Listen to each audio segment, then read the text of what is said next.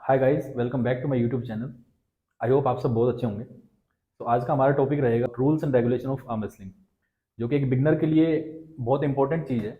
उसको रूल्स पता होने चाहिए आर्म रेसलिंग के, क्योंकि अभी तक आप एक बिगनर जो है वो स्कूल कॉलेज में खेलता है, तो वो बिना रूल्स की परवाह करे खेलता है वो। बट इस टेबल पे कुछ रूल्स होते हैं जो आज हम डिस्कस करेंगे। किसी कॉम्पिटिशन में खेलने जाओगे तो आपको रूल्स पहले से पता होंगे, तो आपको बहुत बेनिफिट होगा उस चीज़ का। तो वीडियो में एंड तक जरूर बने रहिए, ये वीडियो बहुत इन्फॉर्मेटिव होने वाली है।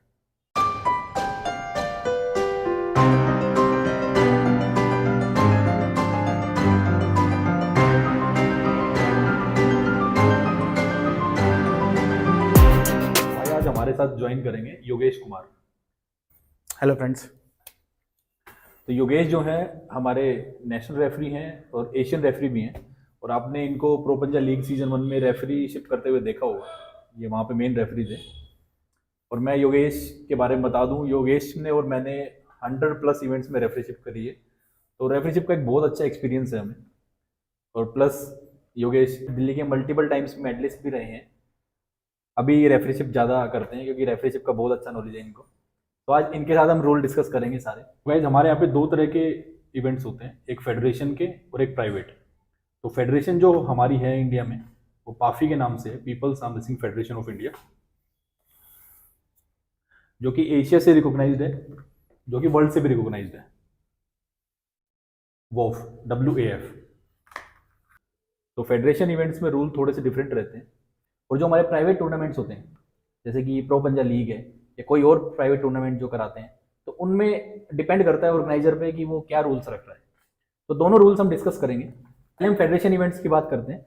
तो उनमें जो रूल्स होते हैं हम स्टार्टिंग करते हैं बेसिक से, क्या रूल्स रहेंगे। तो योगेश भाई, आज हमें ना स्टार्टिंग से रूल समझाओ सभी को। हम आते हैं टेबल पे रिपोर्ट करते हैं। हमारे पास सेल्फ ग्रिप के लिए हमारे पास 30 सेकंड्स है। हमने 30 सेकंड में ग्रिप ले ली तो ठीक है, अदरवाइज उसके बाद रेफरी जो है सेल्फ अपना रेफरीज ग्रिप में चले जाते हैं। रेफरीज ग्रिप, तो ध्यान रखें ये जो टर्म्स हैं ये आप जरूर ध्यान रखें। रेफरीज ग्रिप क्या होता है, तो हम रेफरीज ग्रिप बता रहे हैं अभी। तो एक बहुत बेसिक सी गेम स्टार्ट होती है कि जब भी चाहे वो रेफरी ग्रिप में हो, स्ट्रैप में हो या आपकी नॉर्मल ग्रिप में गेम स्टार्ट होती है, तो उस समय जब हम ग्रिप होती है हमारी, आपकी कोई भी ग्रिप है, अप या डाउन, नक्कल शो होना चाहिए, रिस्ट स्ट्रेट होना चाहिए और सेंटर पे होना चाहिए।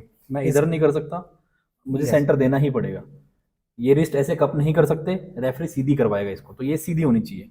और तीसरा, मैं इसको अपने नक्कल को छुपा नहीं सकता ऐसे। तो ये दोनों के मुझे दिखाने हैं, इनको भी और मुझे भी। यस। तो ये बेसिक है, अब इनका जरूर ध्यान रखें।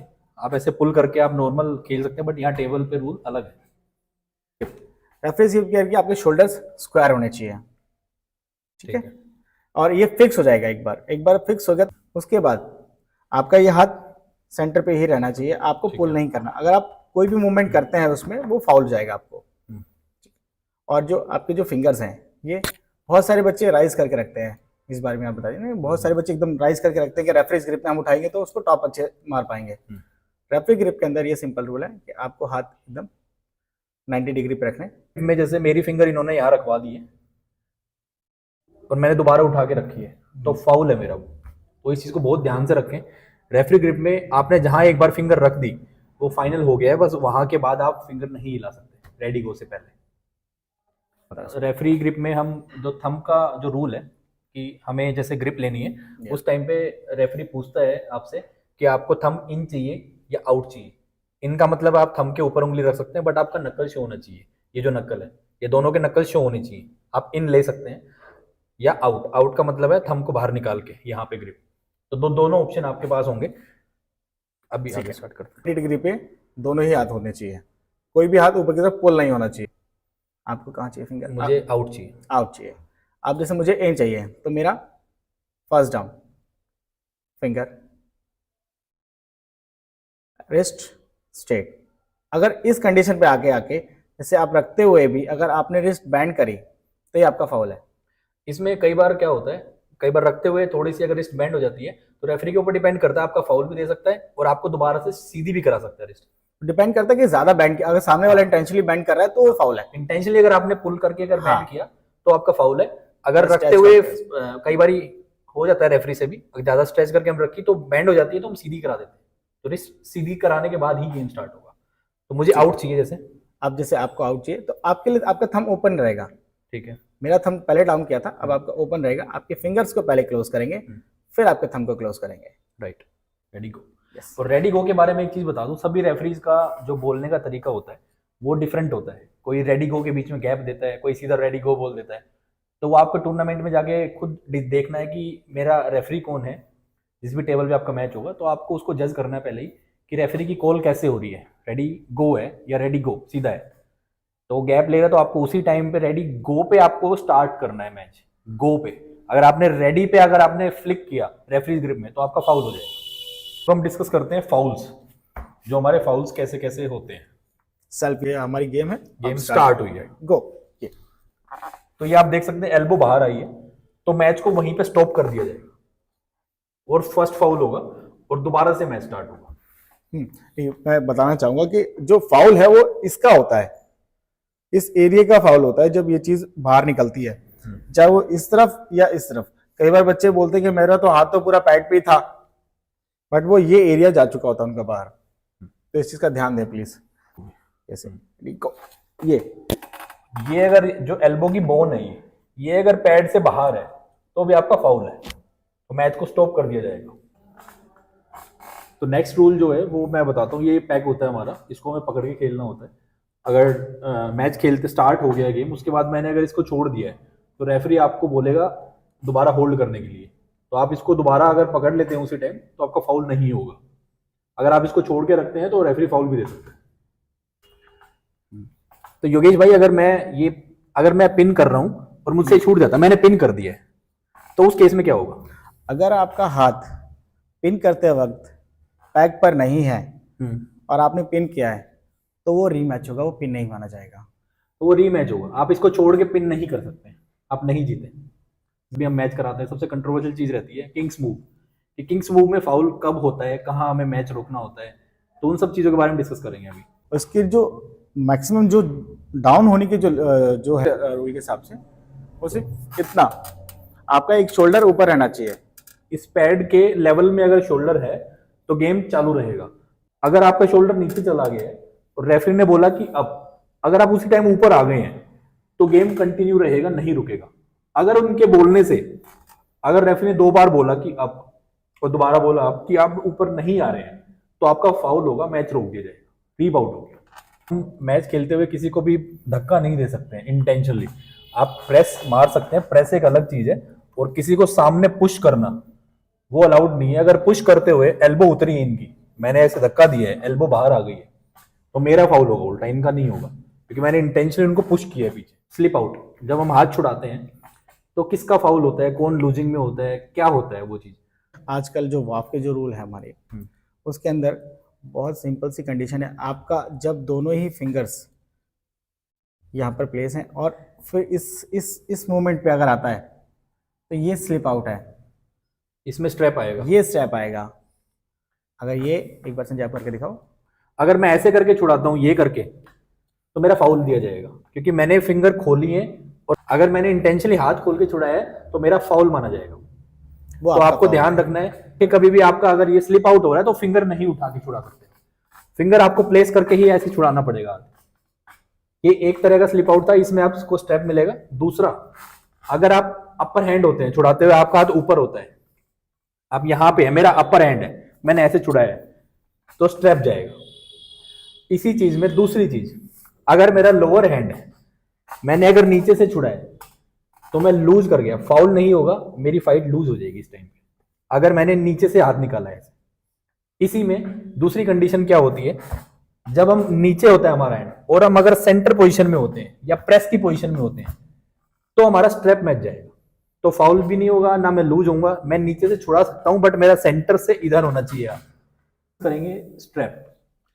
तो स्ट्रैप जो होती है, स्लिप आउट, अब मैंने आपको बताया स्लिप आउट के बाद स्ट्रैप आएगी। तो स्ट्रैप का हम बता रहे हैं, स्ट्रैप बांधने का मैं तरीका बता रहा हूं आपको।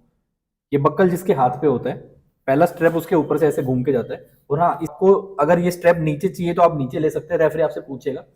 अगर ऊपर चाहिए तो ऊपर बंधवा सकते हैं, बट रूल है आपकी जो ये वाली बोन है, इससे आप 1-1.5 इंच तक ही ले सकते हैं। ये नहीं कि आप यहाँ बोलेंगे यहाँ। हाँ, एक रूल है, आप 1 इंच तक ही नीचे, तो यहाँ आप नीचे ले सकते हैं, नीचे या ऊपर।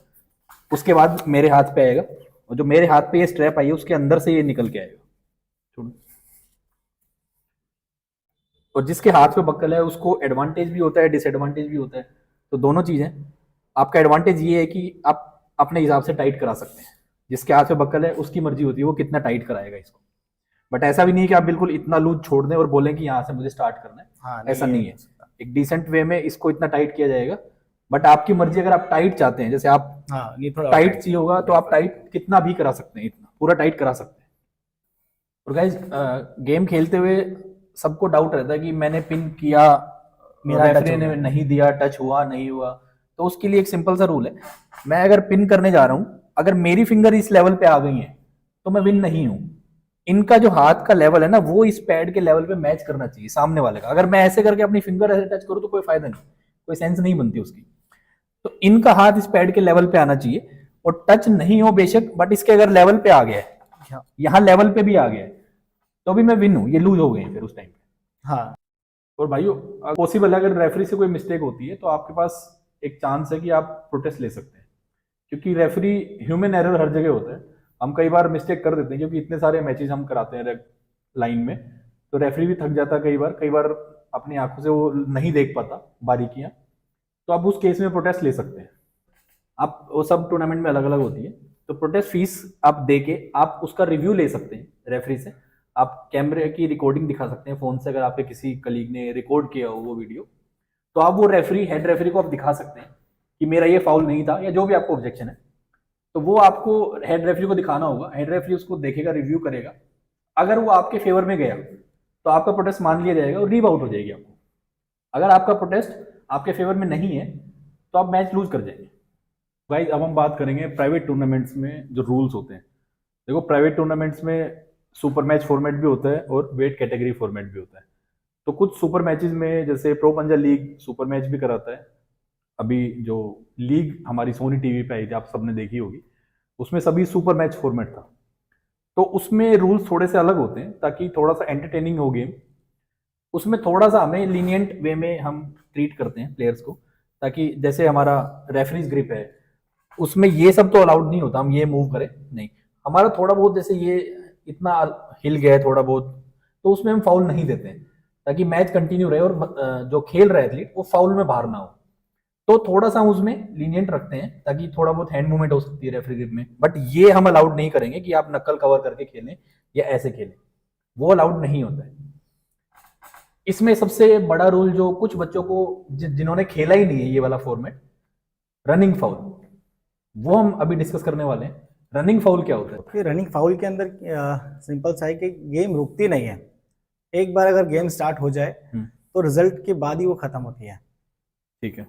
क्योंकि जैसे हमारे जो वाफ के जो रूल्स हैं उसमें एक फाउल में हम गेम को स्टॉप कर देते हैं। स्टॉप कर देते हैं वहीं पे। इसके अंदर एक बार जब रेडी को हो गया और उसके बाद जब रिजल्ट आएगा उसके बाद ही वो रोकी जाती है। ठीक है। जैसे ही हम स्टार्ट करते हैं इसको, हमने स्टार्ट किया गेम रेडी को, यस, तो इनका एक फाउल हो गया, बट गेम रुकी नहीं है, चल रही है अभी भी।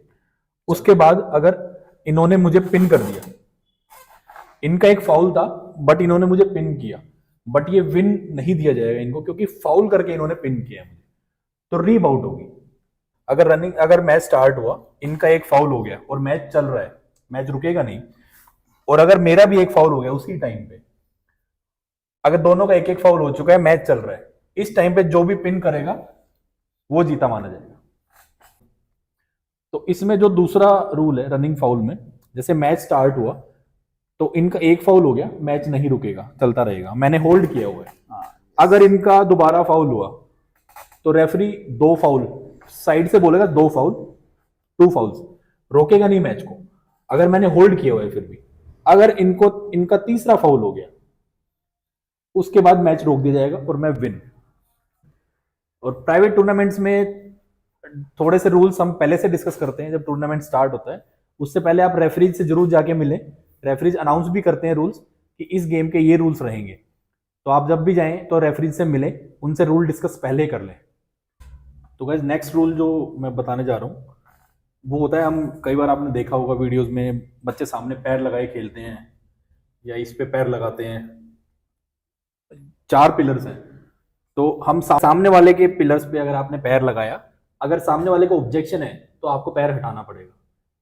और आप अपने दोनों पिलर्स पे आप पैर लगा सकते हैं, आप कैसे भी यूज कर सकते हैं टेबल को। और रेडी गो के बाद आप बेशक दोनों पैर हवा में उठा सकते हैं। अगर आप सामने वाले को टच नहीं कर सकते पैर से नीचे से, खेलते हुए हो जाता है कई बार, इंटेंशनली नहीं आप धक्का दे सकते किसी को, इतना चलता है। अगर आप सामने पैर लगाते हैं, अगर सामने वाले ने ऑब्जेक्शन किया तो आपको पैर हटाना पड़ेगा ड्यूरिंग द गेम भी। सो दोस्तों, अगर आपको कोई भी डाउट है किसी भी चीज़ को लेके तो आप कमेंट सेक्शन में जरूर डालना। आई होप ये सब रूल्स आपको बहुत काम आएंगे। आप इन सब की रिहर्सल करें किसी के साथ आप खड़े होके। अगर आपको रूल्स में कोई भी डाउट है तो आप पूछ सकते हैं कभी भी। तो आपको कोई भी डाउट है तो आप कमेंट सेक्शन में जरूर डालें। तो मिलते हैं नेक्स्ट वीडियो में।